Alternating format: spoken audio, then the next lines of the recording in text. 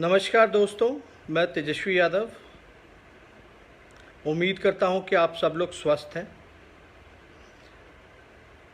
इस live video के माध्यम से मैं आप सब लोगों को बताना चाहूँगा कि लगभग 50 दिन हो गए हैं हमारी राजनीतिक कार्यक्रम को रद्द किए हुए, और शुरुआत के दिनों से ही हम लोगों ने सरकार का पूरा सहयोग किया है। सारे दिशा निर्देशों का हम लोगों ने पालन किया है,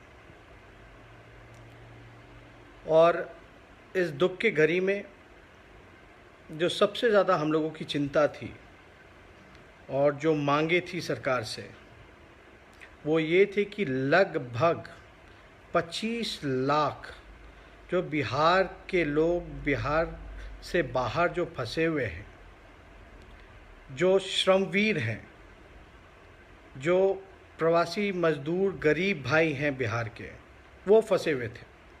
उनकी मांग थी कि वो बिहार वापस आ सकें, अपने परिवार के साथ रह सकें, क्योंकि खाने का ठिकाना नहीं है, काम नहीं है, लॉकडाउन है। और लगातार 35 दिनों से हम लोगों ने सरकार से गुहार किया, हमने हाथ जोड़ करके विनती भी की बिहार सरकार से कि अगर दूसरे राज्य यूपी, महाराष्ट्र या और राज्य के लोग अपने प्रदेशवासियों को वापस अपने राज्य ला सकते हैं तो बिहार सरकार क्यों नहीं ला सकती। लगातार 35 दिनों से, और ऐसा लग नहीं रहा था कि सरकार जो है इच्छुक है उन सभी, चाहे छात्र हों जो कोटा में फंसे हुए हों या हमारे प्रवासी जो मजदूर हैं, उनको वापस ला सकें। ऐसा लग नहीं रहा था कि वो लाना चाहती हैं।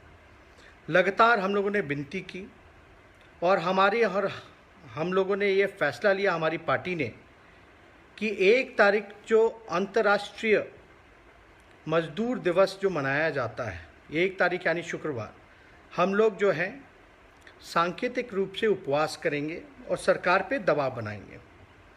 आज ही इसकी सूचना हम लोगों ने पब्लिक डोमेन में भी देने का काम किया, और मुझे खुशी है कि हमारे दबाव के कारण, लगातार हम सब लोगों के संघर्ष के कारण सरकार को जो है बात और हमारी मांग को मानना पड़ा। अभी हमने न्यूज़ देखा, MHA का जो गाइडलाइंस है उसमें परमिशन मिला है कि जो भी बिहार के बाहर माइग्रेंट्स हैं, चाहे स्टूडेंट्स हों, टूरिस्ट्स हों या लेबर्स हैं जो फंसे हुए हैं, उनको वापस आने की अनुमति दी गई है। तो लगातार हम लोग, हमारे पार्टी के सभी लोग, जो 25 लाख और कोटा में लगभग 12,000 लोग जो फंसे हुए थे, जो छात्र छात्राएं, और 25 लाख जो प्रवासी मजदूर जो फंसे हुए थे, उनकी अनुमति मिल गई है।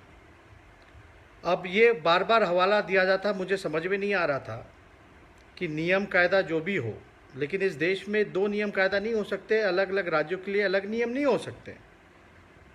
बिहार सरकार बार बार जो है माननीय आदरणीय नीतीश कुमार जी हवाला दे रहे थे कि नियम नियम नियम, लेकिन दूसरे प्रदेश के सरकार जो हैं वो लगातार जो है अपने लोगों को प्रदेश वापस लाती रही, और आखिरकार नीतीश कुमार जी को जो उनका जो ईगो था, आप कह सकते जो जिद थी, उससे हटना पड़ा, और हम लोगों ने उपवास का फैसला जो लिया था उसके आगे सरकार को दबना पड़ा।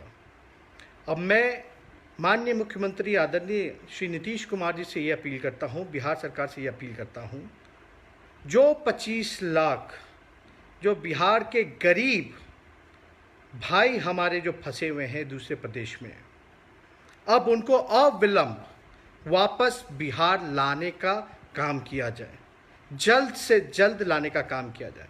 कोटा में जितने छात्र जो फंसे हैं, उनको अविलंब बिहार सरकार से अपील है कि उनको लाने का जल्द से जल्द प्रयास किया जाए और लाया जाए और सुनिश्चित किया जाए।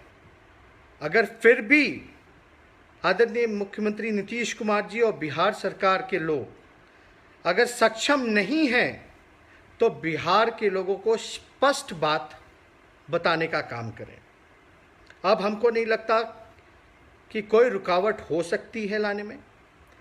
अब ये सिर्फ देखना है कि बिहार सरकार नीतीश कुमार जी में कितना विल पावर है, कि वो 25 लाख फंसे हुए हमारे प्रवासी बिहारी भाइयों मजदूरों को, जो कोटा में फंसे जो छात्र छात्र हैं, उनको किस प्रकार से लाएंगे।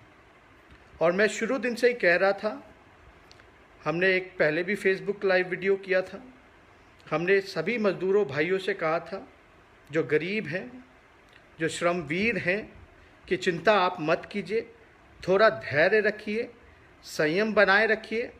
राष्ट्रीय जनता दल और आपका भाई बेटा तेजस्वी यादव आपकी लड़ाई को लड़ेगा, आपके संघर्ष और दुख में आपके साथ खड़ा रहेगा।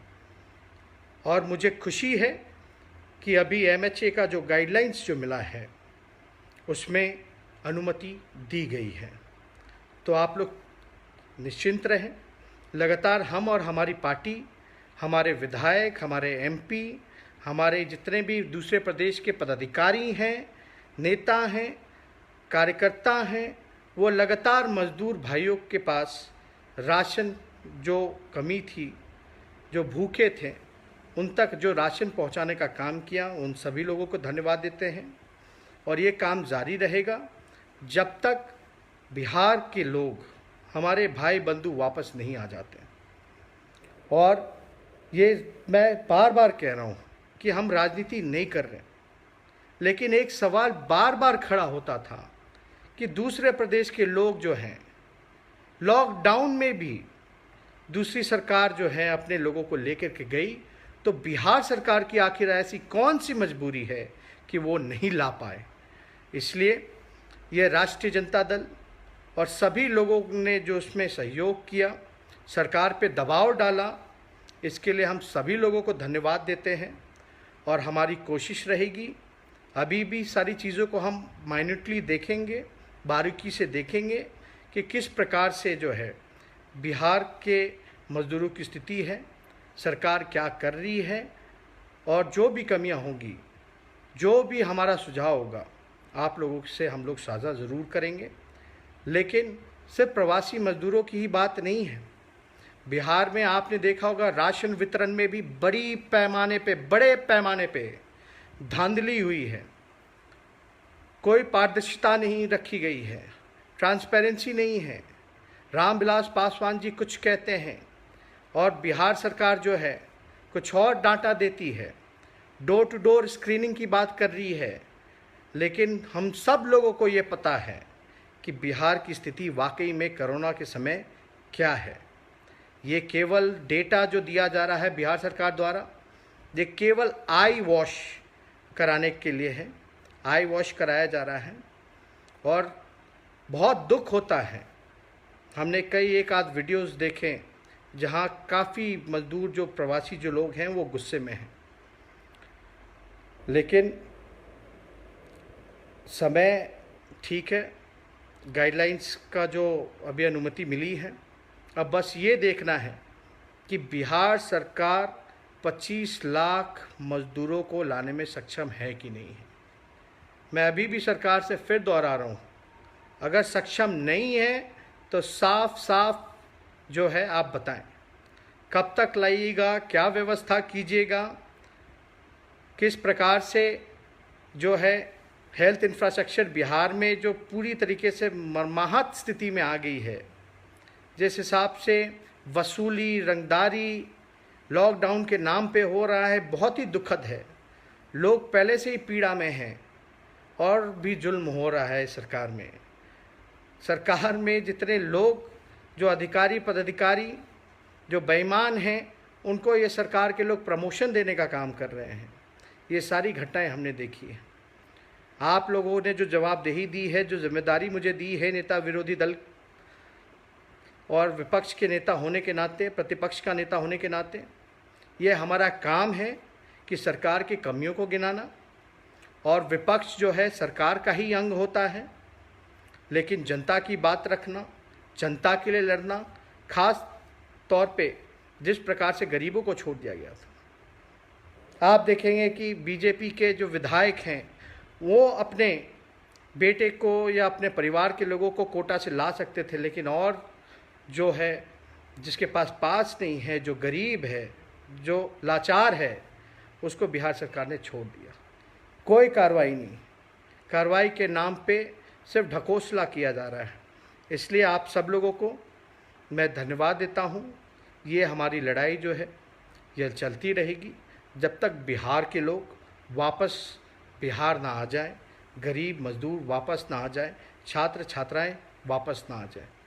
तो ज़्यादा कुछ ना कहते हुए आप सब लोगों का धन्यवाद करते हैं जितने भी दर्शक हैं, और उम्मीद करते हैं कि आप सब लोग स्वस्थ हैं और घर पे रहें। और जो लोग घर से दूर हैं, जिनको लाने की कवायद चल रही है, मैं ईश्वर से प्रार्थना करूंगा, भगवान से प्रार्थना करूंगा कि स्वस्थ वापस बिहार वो लौटें, अपने परिवार के बीच रहें। यही हम लोगों की कामना है। और ज़्यादा कुछ ना कहते हुए मैं आप लोगों के साथ फिर जुड़ूंगा, और आप सब लोगों का धन्यवाद। और आप लोग भी हमारा इस मुहिम में जो है समर्थन कीजिए, सहयोग कीजिए, ताकि लगातार जो है सरकार पर दबाव रहे। जो सरकार काम नहीं कर पा रही उसको हम लोग काम कराने का काम करें। और आपने देखा होगा जो ज़िद थी आदरणीय नीतीश कुमार जी की, उनको ज़िद छोड़ना पड़ा। ये हम लोगों के एकता की वजह से है। और सब लोग जो हैं इस चीज़ को लेकर के चिंतित थे, परेशान थे कि घर वापस नहीं आ पा रहे हैं, उनको वापस लाना चाहिए। इसलिए आप सब लोगों को धन्यवाद देते हैं। अब केंद्र सरकार, राज्य सरकार इन पता नहीं क्या कर रहे थे इतने दिनों से, दूसरे राज्य के लोग ले जा रहे थे, अपने बिहार के लोगों को छोड़ दिया था। अब राजनीति करने का समय नहीं है, लेकिन हम लोग तो इतना चाहेंगे कि कम से कम जो है स्वस्थ लोग जो वापस आ सके, हेल्दी वापस आ सके लोग। और इसका भी इंतज़ाम करना है, टेस्ट हो या आप देखेंगे जितने भी टेस्टिंग किट्स हों, उसकी व्यवस्था पूरी तरीके से बिहार में नहीं है। लगातार हम लोग इस चीज़ों को उठा रहे हैं और उम्मीद करते हैं, सरकार को भी हम धन्यवाद देते हैं क्योंकि उन्होंने अनुमति दी आखिरकार, लेकिन देर हुआ, चलो कोई बात नहीं। लेकिन अब कम से कम केंद्र सरकार और राज्य सरकार मिल कर के उन बिहार के लोगों को, छात्र छात्राओं को, मज़दूरों को वापस घर लाने का काम करें। बहुत बहुत धन्यवाद। जय हिंद, जय बिहार।